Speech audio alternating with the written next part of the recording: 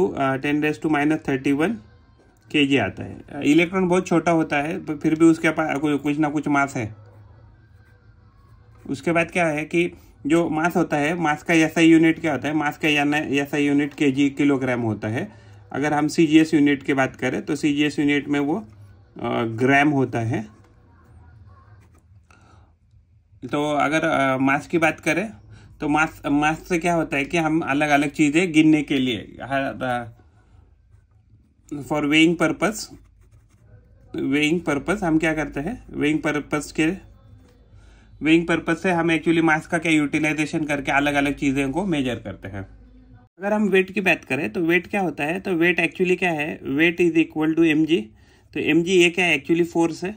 आप फोर्स है तो किस में गिनेंगे, तो न्यूटन में गिनेंगे। तो यानी कि अगर कोई भी बॉडी है तो बॉडी पे लगने वाला फोर्स कौन लगाएगा। फॉर एग्जांपल अगर हम अर्थ पे है तो अर्थ का सेंटर या अर्थ उसके ऊपर, उस बॉडी के ऊपर जितना फोर्स लगाएंगे उसको ही क्या बोलते हैं, तो वेट ऐसा कहते हैं। तो ये एक्चुअली ये एक प्रकार का फोर्स है और ये इसका यूनिट क्या है, न्यूटन है। ऐसा यूनिट है न्यूटन है। ऐसा यूनिट क्या है, तो न्यूटन है। अगर हम सीजीएस की बात करें तो इसका एक्चुअली यूनिट है डाइन। अगर मान लीजिए ये जो फोर्स है तो ये क्या है, एक्सट्रिंसिक प्रॉपर्टी है। एक्सट्रिंसिक यानी कि क्या है, एक्सट्रिंसिक का मतलब है कि एक्चुअली वो ग्रेविटी पे डिपेंड है, ग्रेविटी डिपेंडेंट है। अगर मान लीजिए अगर आपने अलग अलग जगह पे एक किसी भी अगर प्रोडक्ट का अगर मास गिनने की कोशिश की तो अलग अलग जगहों पे आपको क्या होगा, अलग अलग आपको मास मिलेगा। इवन अर्थ सरफेस में भी, अर्थ पे भी क्या है कि अलग अलग लोकेशन पे आपको उसका अलग अलग मास मिलेगा। बिकॉज क्या है कि अलग अलग जगह पे अर्थ का ग्रेविटी अलग अलग आता है इसके वजह से। और एक्चुअली इसके वजह से क्या होता है कि अगर मान लीजिए अगर कहीं मान लीजिए फॉर एग्जांपल आप किसी प्लैनेट पे है कि जहाँ g इक्वल टू 0 है तो आपका वेट क्या है, weight equal to mg is equal to 0 आ सकता है।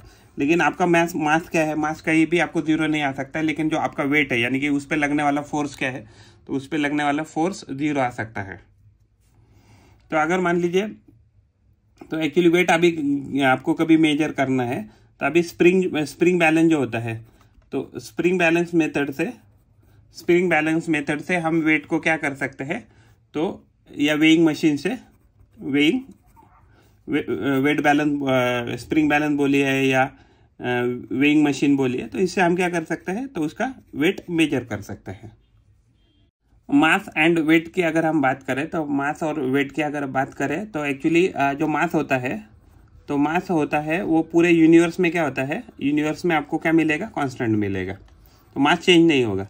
आप दुनिया में कहीं भी जाओ, पूरे यूनिवर्स में कहीं भी जाए तो आपको मास सेम मिलेगा। तो अगर हम किसी भी ऑब्जेक्ट का अगर मास अगर अर्थ और मून पे देखेंगे तो मास हमें क्या मिलेगा, सेम मिलेगा। लेकिन जो मून का जो ग्रेविटी है, तो ग्रेविटी ऑफ जो मून होता है, तो gravity of moon is almost 1/6 times of gravity of earth होता है। तो उसकी वजह से क्या होता है कि मान लीजिए जो अर्थ है तो अर्थ पे वेट कितना मिलेगा, तो डब्ल्यू अर्थ की बात करें तो डब्ल्यू अर्थ पे यानी कि वेट अर्थ पे हमें कितना मिलेगा, तो mg मिलेगा।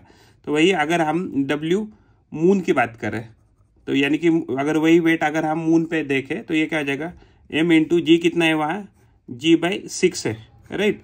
तो हमें क्या मिलेगा, mg/6।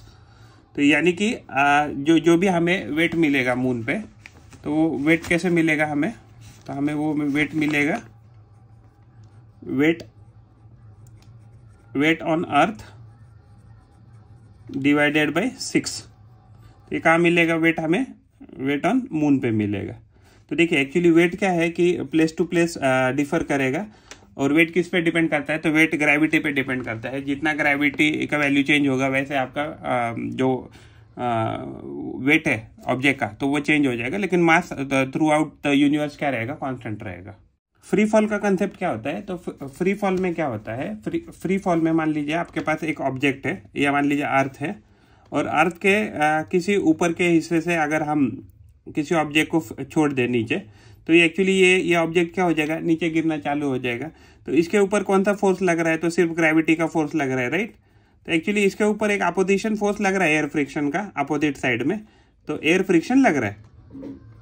लेकिन इस एयर फ्रिक्शन को क्या है, बहुत छोटा होने के कारण हम अभी निगलेक्ट कर रहे हैं। मान लीजिए मान लीजिए आपका ऑब्जेक्ट बहुत बड़ा है, उसके मुकाबले में मान लीजिए एयर फ्रिक्शन बहुत कम लग रहा है। तो यानी कि जब भी कोई भी बॉडी है तो उसके ऊपर सिर्फ ग्रेविटी का अगर फोर्स लग रहा है, तो उस कंडीशन को क्या कहते हैं, उस कंडीशन को कहते हैं फ्री फॉल। वहाँ जो एक्सीलरेशन जो होता है, एक्सीलरेशन ऑफ द ऑब्जेक्ट होता है, वो क्या होता है कि अर्थ के ग्रेविटी के बराबर आ जाता है। ऐसा जब भी यानी कि m is equal to mg, जब भी आपको ये फोर्स मिलेगा तो ये क्या हो जाएगा, तो ये जो कंडीशन है इसको कहते हैं फ्री फॉल। देखिए इस केस में एक्सीलरेशन आपके ग्रेविटी के बराबर आ जाएगा, और दूसरी बात कि इसके ऊपर दूसरा कौन सा भी फोर्स नहीं लग रहा है, एयर फ्रिक्शन लग रहा है, लेकिन अगर मान लीजिए बहुत छोटा या निग्लिजिबल अगर हमने उसको निग्लेक्ट किया तो उस कंडीशन को हम कहेंगे फ्री फॉल। हमारा कंसेप्ट है एक्सीलरेशन ड्यू टू ग्रेविटी। देखिए मान लीजिए अगर हमने ये अर्थ ड्रॉ किया, अर्थ का ये रेडियस मान लीजिए r है, और इसके ऊपर मान लीजिए कोई ऑब्जेक्ट है, तो इस ऑब्जेक्ट को क्या कर रहा है, अर्थ सेंटर की तरफ क्या कर रहा है, सेंटर की तरफ जी फोर्स से एक्चुअली जो है तो जी ग्रेविटी से उसको खींच रहा है। तो एक्चुअली इस जो मान लो इस बॉडी है या ऑब्जेक्ट है, उसका मास मान लीजिए m है, तो उसके ऊपर कितना फोर्स लग रहा है, तो mg ये फोर्स लग रहा है mg। तो यानी कि अगर मान लीजिए जो भी अर्थ ऑफ जो सेंटर है अर्थ का, तो वो ऑब्जेक्ट को जी वैल्यू से अपनी तरफ खींचता है, तो उसको ही क्या बोलते हैं, acceleration due to gravity. The force by विच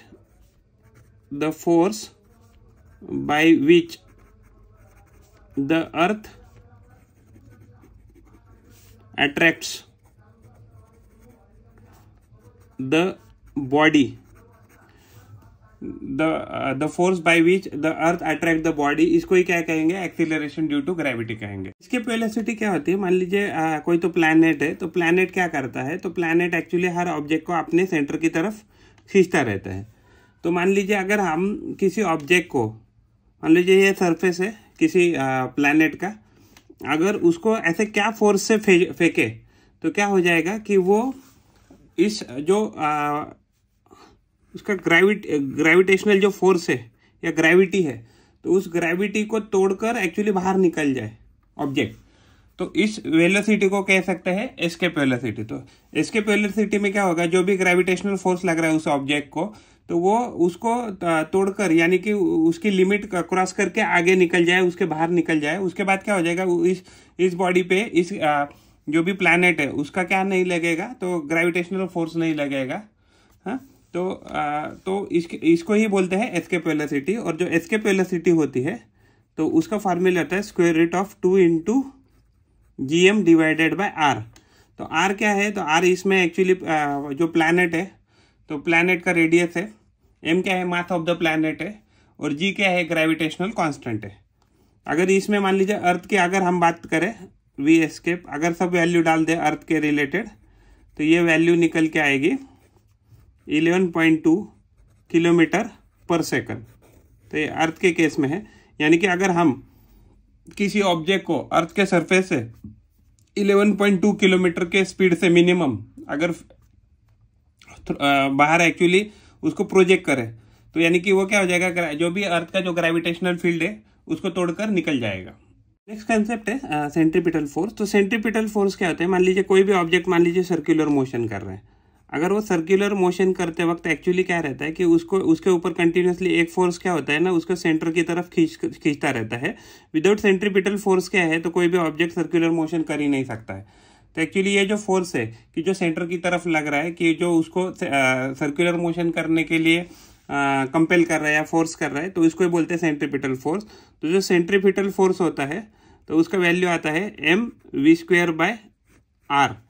तो ये एक्चुअली सेंट्रीपिटल फोर्स होता है।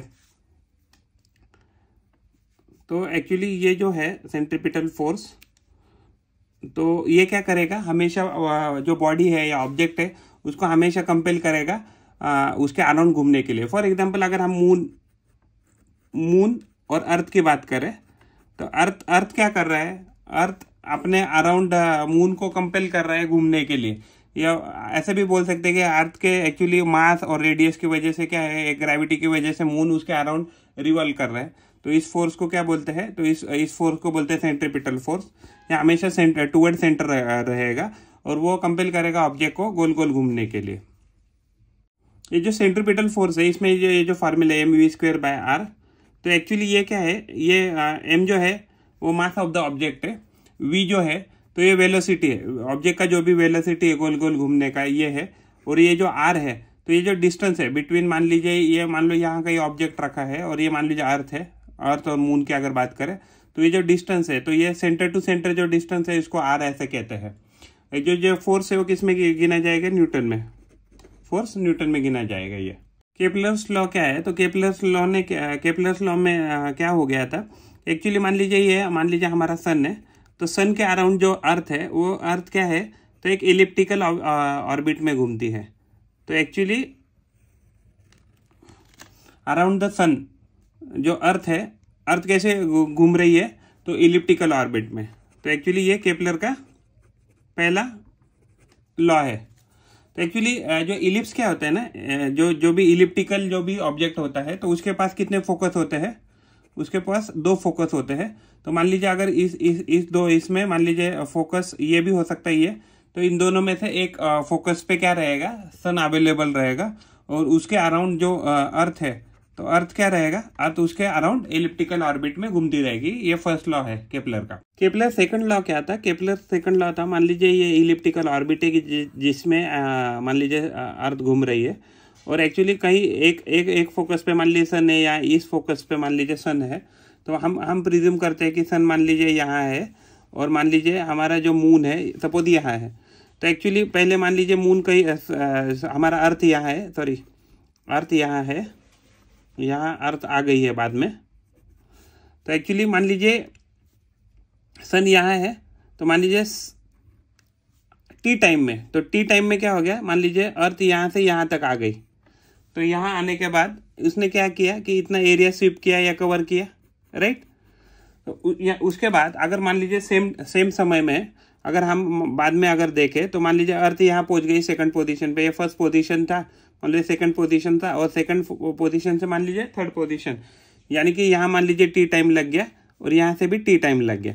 तो एक्चुअली जब ये जो डिस्टेंस रहेगा, यानी कि जो एरिया जो स्वीप करेगा ये, तो प्लैनेट जो एरिया टी इंटरवल टाइम में स्वीप करेगा वो इक्वल रहेगा।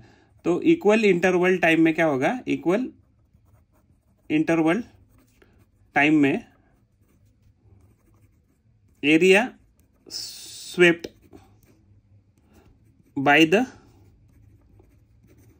Planet will be equal.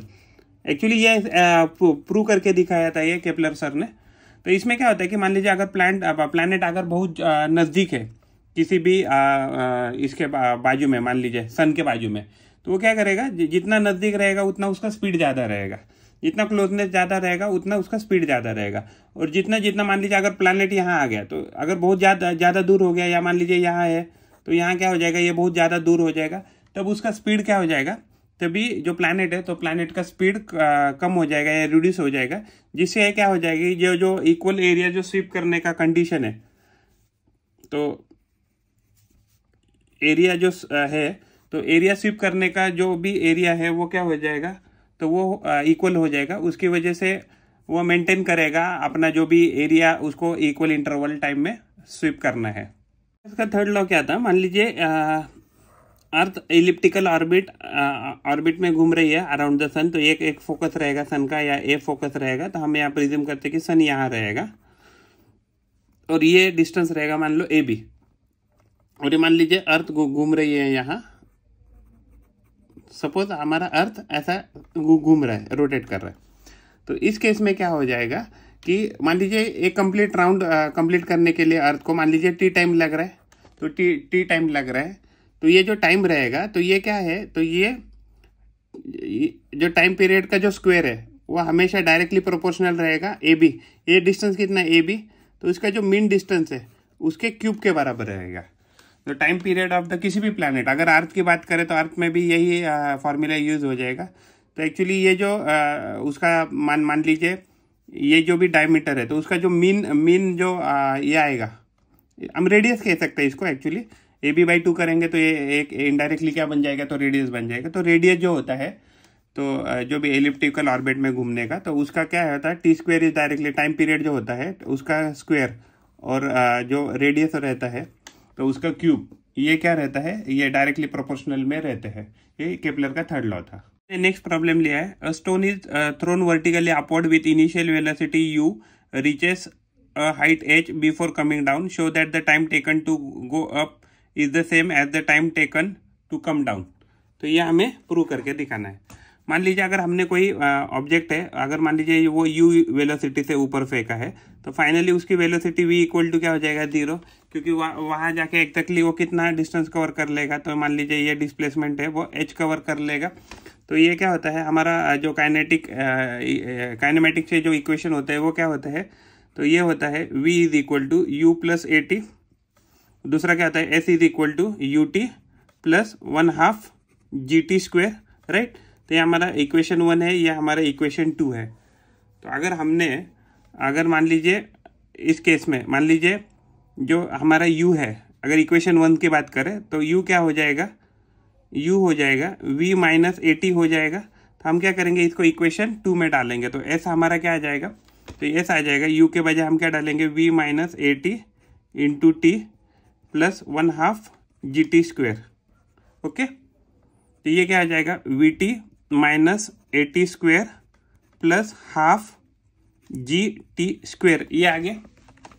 तो इस केस में क्या है, देखिए A T square half minus में है और ये हाफ जी टी स्क्वेयर प्लस में है, तो क्या आ जाएगा, we T plus half ji T square, ये आएगा, ये हमारा डिस्प्लेसमेंट हो जाएगा। लेकिन देखिए फाइनली जो भी वेलोसिटी वो क्या होने वाली है, 0, तो 0 होने वाली है। तो यानी कि ये जो डिस्प्लेसमेंट है s1, तो ये कितना आ जाएगा, 1/2 जी टी स्क्वेयर, ये आएगा, राइट। तो यानी कि जो पहला जो डिस्प्लेसमेंट है वो कितना आ गया, हाफ जी टी स्क्वेयर। अगर हम दूसरी केस की बात करते हैं, मान लीजिए अगर हमने ड्रॉप डाउन किया, अगर मान लीजिए ऊपर से अगर ये अभी क्या है, हमारा ऑब्जेक्ट नीचे आ रहा है, तो कितना नीचे आ सकता है, मैक्सिमम एच हाइट, तो s इज इक्वल टू क्या आ जाएगा, you T plus 1/2 G T square. देखिए इस केस में क्या किया है, तो हमने उसको ड्रॉप किया, तो ड्रॉप करते हैं तो u कितना पकड़ते हैं, 0 पकड़ते हैं, तो ये वैल्यू क्या आ गया, 1/2, इसको जी टू कहते हैं और इसको हम जी टी 1 कहते हैं, जी टी 1 कहते हैं सपोज। तो ये क्या हो जाएगा, यू टी, ये तो 0 हो गया, तो u हमारे इनिशियली 0 हो गया, तो 1/2 जी टी स्क्वायर, तो ये क्या आएगा, 1/2 जी टी टू स्क्वायर। तो ये हमारा क्या हो जाएगा, s2 हो जाएगा। लेकिन s2 क्या है, हमारा सेम है, s2 भी h ही हाइट कवर कर लेगा, तो यानी कि s1 is equal to s2 है। क्यों, क्योंकि वो तो h हमने कंसिडर किया है। तो यानी कि अगर हम देखेंगे 1/2 जी टी 1 स्क्वायर, यानी कि इस इक्वेशन से, और ये s2 यानी कि 1/2, ये नीचे से ऊपर जाते वक्त है, यानी कि नीचे से ऊपर, और ये क्या है, ऊपर से नीचे आने वक्त है, 1/2 जी टू स्क्वायर। तो ये क्या हो गया, तो हाफ से हाफ कट गया, जी से जी कट गया, यानी कि क्या हो गया, t1 square is equal to t2 square है। तो इसका मतलब क्या हो गया, t1 is equal to t2। तो ये हमारा प्रूव हो गया कि जितना टाइम ऊपर जाने के लिए लगेगा उतना ही टाइम क्या है नीचे आने के लिए लगेगा। नेक्स्ट हमारा कंसेप्ट है, if the value of G suddenly become twice its value it will become 2 times more difficult to pull a heavy object along the floor. Why? अगर मान लीजिए हमें किसी मान लीजिए ये कोई ऑब्जेक्ट है, तो इस ऑब्जेक्ट को हमें क्या करना है, मान लीजिए पुल करना है। तो पुल करना है तो हमें यहाँ फोर्स लगाना पड़ेगा, राइट। तो यानी कि इस केस में क्या हो जाएगा, इस केस में देखो वेट ऑफ द बॉडी क्या होता है, mg, यानी कि ये क्या है, एक प्रकार का फोर्स है। लेकिन मान लीजिए अगर W2 के केस में क्या हो जाएगा, m into 2 times of g, क्योंकि ये क्या हो गया, ग्रेविटी जो है वो डबल हो गया, तो ये क्या हो गया 2 times ऑफ mg हो गया। लेकिन mg क्या है, F1 है, तो ये 2 times ऑफ F1 है।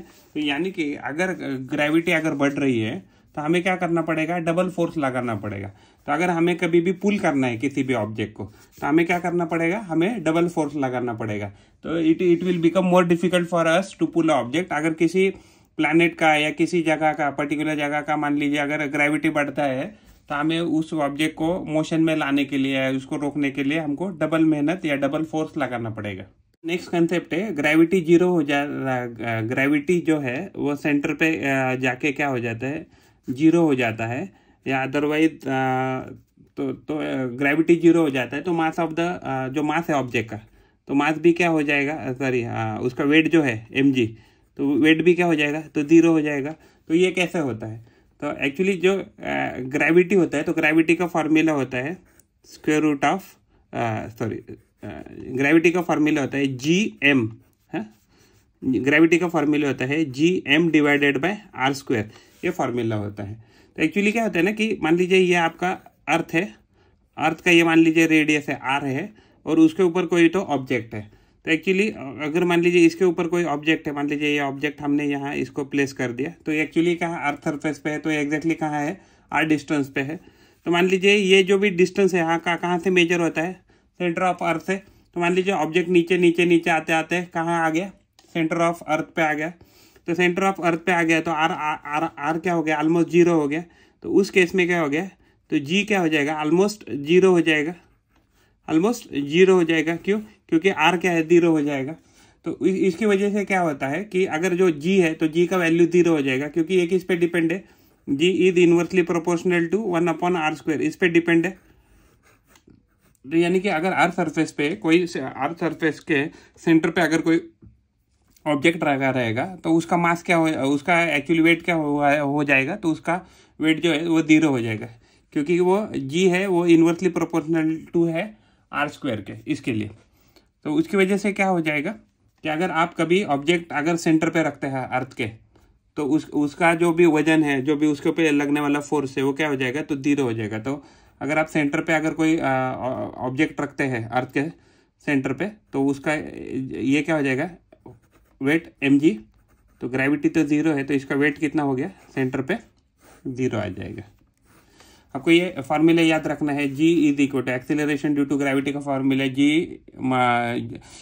gm divided by r square. तो g क्या है, यूनिवर्सल ग्रेविटेशनल कांस्टेंट है, ये m capital M mass of the earth है, और r क्या है, तो रेडियस ऑफ द अर्थ है। हमारा क्वेश्चन है, let the period of revolution of a planet at a distance r from a star t, prove that if it was a distance of 2r from the star, its period of revolution will be √8t। तो actually क्या बोला है, मान लीजिए ये हमारा, मान लीजिए कोई तो स्टार है और ये हमारा प्लैनेट है, तो इसके बीच में का डिस्टेंस कितना दिया है, हमें r दिया है। और इन दोनों का एक्चुअली जब भी ये मान लीजिए ये एक्चुअली इसके अराउंड, स्टार के अराउंड ये घूमता रहेगा, तो ये जो टाइम पीरियड है हमें t दिया है। तो यानी हमें तो पता है कि ये डिस्टेंस क्या है, r है, तो टी स्क्वायर क्या हो जाएगा, टी स्क्वायर हो जाएगा जो r क्यूब है, तो r क्यूब के प्रोपोर्शनल हो जाएगा, राइट। तो मान लीजिए ये कोई तो कांस्टेंट आ जाएगा, तो टी स्क्वायर क्या आ जाएगा, टी स्क्वायर आ जाएगा के r क्यूब के बराबर। तो के क्या पकड़ा है हमने, एक कांस्टेंट पकड़ा है, प्रोपोर्शनलिटी कांस्टेंट। अगर मान लीजिए इसको हम t1 कहेंगे, इसको r तो वही रहेगा मान लीजिए। अगर मान लीजिए अभी हमें जो r1 दिया है, r1 कितना दिया है, 2r दिया है, तो हमें पूछा है कि जो टाइम पीरियड है t2, तो उसमें क्या फर्क पड़ेगा। तो इस केस में क्या हो जाएगा, देखिए T2 क्या हो जाएगा, T2 is directly proportional to जो 2R है उसके क्यूब के प्रोपोर्शनल रहेगा T2 का स्क्वायर। तो यानी कि T2 का स्क्वायर क्या हो जाएगा, ये हो जाएगा 8R क्यूब के बराबर। तो अगर मान लीजिए हम इसको इक्वेशन 1 कहते हैं, इसको इक्वेशन 2 करते हैं और हम करते हैं 1 डिवाइडेड बाय इक्वेशन 2, तो क्या हो जाएगा T1 square divided by T2 square equal to क्या आ जाएगा K। तो यहाँ भी आपको क्या आ जाएगा, एक प्रोपोर्शनलिटी कांस्टेंट K आ जाएगा, राइट। तो यहाँ भी आपके प्रोपोर्शनलिटी कांस्टेंट K है, तो ये क्या आ जाएगा K R1 cube divided by K 8R cube आ गया। तो K से K गया, तो ये क्या हो गया वैल्यू, तो ये वैल्यू हो गया है। तो ये देखिए, तो R1 और R2 की बात करें तो एक्चुअली ये दोनों क्या है, तो सेम ही है, तो यहाँ R2 नहीं लेना चाहिए था। तो ये भी R है, ये भी R है, क्योंकि हमने इधर ही क्या पकड़ा है, R1 is equal to 2R पकड़ा है, तो ये हो गया। तो यानी कि इस R क्यूब ने इस R क्यूब को कट कर दिया, तो ये वैल्यू क्या आ गई आपकी 1/8 आ गई। तो अगर हम दोनों साइड को अगर स्क्वायर रूट लेते हैं, तो स्क्वायर रूट लेते हैं तो क्या आ जाएगा T1 divided by T2 equal to ये क्या आ जाएगा 1/√8 आ जाएगा। तो यानी कि अगर हम T2 बाई T1 करेंगे तो ये कितना आएगा, √8 आ जाएगा। तो यानी कि T2 कितना आ जाएगा, T2 आ जाएगा T1 टाइम्स √8। तो यही हमें पूछा था कि वो √8 टाइम्स होगा क्या T2। तो यस, जो T2 है, जो टाइम पीरियड है, वो T1 का √8 टाइम्स हो जाएगा अगर रेडियस 2R हो गई तो। नेक्स्ट क्वेश्चन है, object takes 5 second to reach the ground from the height of 5 metre on a planet, what is the value G on the planet. तो यानी कि हमें क्या बोला गया है कि मान लीजिए किसी पर्टिकुलर हाइट से अगर ग्राउंड पे आने के लिए किसी ऑब्जेक्ट को, अगर मान लीजिए इसका हाइट h है, तो उसको कितने सेकंड लगते हैं, तो 5 सेकंड लगते हैं। 5 सेकंड लगते हैं, 5 मीटर जो डिस्टेंस है वो कितना दिया है, 5 मीटर दिया है। तो हमें पूछा गया है उस प्लैनेट का ग्रेविटी कितना रहेगा, एक्सीलरेशन ड्यू टू ग्रेविटी कितना है। तो हमें फॉर्मूला पता है, S इज इक्वल टू क्या आता है, ut प्लस 1/2 AT स्क्वायर। तो अभी क्या किया है, इस केस में हमने ड्रॉप किया है ऑब्जेक्ट को, तो यानी कि इनिशियल वेलोसिटी क्या आ जाएगा, इस केस में 0 आ जाएगा। तो ये हो जाएगा 0 प्लस डिस्टेंस कितना दिया है, 5 मीटर दिया, राइट, प्लस हाफ। तो एक्चुअली हमें ये तो पता नहीं है एक्सीलरेशन, तो हम एक्सीलरेशन को a लिख देते हैं, और t जो है हमें 5 सेकंड दिया है, तो ये क्या हो जाएगा 5 का स्क्वायर हो जाएगा। तो यानी कि ये वैल्यू होगा 1/2 into a into 25 equal to 5। तो अगर हम ये 2 को यहाँ मल्टीप्लाई करेंगे तो हो जाएगा 2 इंटू 5, और 25 को अगर हम डिवाइड करेंगे तो ये हो जाएगा G। तो 5 1 दा 5, 5 5 दा 25। तो ये वैल्यू कितना आ रहा है, 2/5 इज इक्वल टू आपका जो एक्सीलरेशन है, हमने उसको ग्रेविटी बोला, तो एक्चुअली जो आपका ग्रेविटी है कितना आ गया, 2/5 G आ गया। अगर हम इसको डिवाइड करते तो G कितना आ जाएगा, 0.4 मीटर पर सेकंड स्क्वायर। तो ये हमारा वैल्यू आ जाएगा। अगर हमारा कोई ऑब्जेक्ट हम ड्रॉप करते हैं 5 मीटर हाइट से, अगर वो ग्राउंड तक आने के लिए 5 सेकंड टाइम ले रहा है, तो उसका जो ग्रेविटी रहेगा उस एरिया का या उस प्लैनेट का, वो रहेगा 0.4 मीटर पर सेकंड स्क्वायर। नेक्स्ट प्रॉब्लम लिया है, the radius of the planet A is the half the radius of the planet B। If the mass of A is ma, what must be the mass of B so that the value of G on B is half that of its value on A। हमने यहाँ लिखा है, देखिए मान लीजिए planet A का radius जो है वो हाफ रहेगा प्लैनेट B से। तो प्लैनेट B का रेडियस हमने R कंसिडर किया, तो प्लैनेट A का रेडियस R/2 हो गया जो गिवन है। तो हमें पूछा है कि मास ऑफ A का जो भी वैल्यू है, तो मास ऑफ B का वैल्यू कितना होना चाहिए जब मास जो gravity on the planet B है वो ग्रेविटी A के हाफ होना चाहिए। तो देखिए एक्चुअली क्या होता है कि जो ग्रेविटी का फॉर्मूला होता है वो होता है Gm divided by R square. अगर हम A प्लैनेट के लिए बात करें तो A प्लैनेट के लिए क्या आ जाएगा, Gm A divided by R A का स्क्वायर। अगर हम G ग्रेविटी B की बात करें तो क्या आ जाएगा, ये Gm B divided by R B का स्क्वायर। तो अगर हमें एक्चुअली ये क्या चाहिए, जो ग्रेविटी ऑफ B क्या चाहिए, हाफ ऑफ जी ए चाहिए, राइट। तो लेकिन जी कितना है, तो जी ए कितना है, G M A R A का स्क्वायर, ओके। तो इसमें क्या हो गया कि अगर हम हाफ को यहाँ रखते हैं और जी एम ए को वैसे ही रखते हैं, लेकिन देखिए आर ए का जो रेडियस है आर ए, तो आर ए का रेडियस कितना है, जो आर का रेडियस है उसके हाफ है। अगर हम इसको यहाँ वैल्यू रख दे r/2, तो ये क्या हो जाएगा, r/2 का स्क्वायर हो जाएगा। तो ये वैल्यू क्या आ जाएगा, जीबी का वैल्यू हो जाएगा half into G M A divided by, तो ये कितना है, ये हो जाएगा r² और डिवाइडेड बाय 4, तो ये हो गया 2 1 2 2 2 4, तो ये वैल्यू हो जाएगा, अगर 2 ऊपर गया तो ये वैल्यू हो जाएगा 2 into G M A divided by r²। तो ये जी एम ए बाय r², ये किसका ग्रेविटी आ गया, तो ये इसका ग्रेविटी आ गया है। तो वैल्यू क्या आ गई, G B is equal to 2 G M A divided by r², लेकिन जी बी की वैल्यू क्या है, जी बी की वैल्यू है G M B divided by r² is equal to क्या आ जाएगा, 2 G M A divided by r²। तो एक्चुअली ये r/b और ये भी क्या है, सेम ही है, तो इससे ये कट गया। तो एक्चुअली इस जी से ये जी भी कट गया। तो एक्चुअली ये जो है एम बी जो है, एम बी कितना आना चाहिए, ट्वाइस ऑफ एम ए आना चाहिए। तो यही हमें पूछा था कि एग्जैक्टली ये एम बी का कितना वैल्यू होना चाहिए। तो एम बी का वैल्यू अगर 2 टाइम्स ऑफ एम ए हो जाएगा, तो जो ग्रेविटी ऑन द बी आ जाएगा वो आ जाएगा जी ए डिवाइडेड बाय 2, यानी जी ए का हाफ आ जाएगा।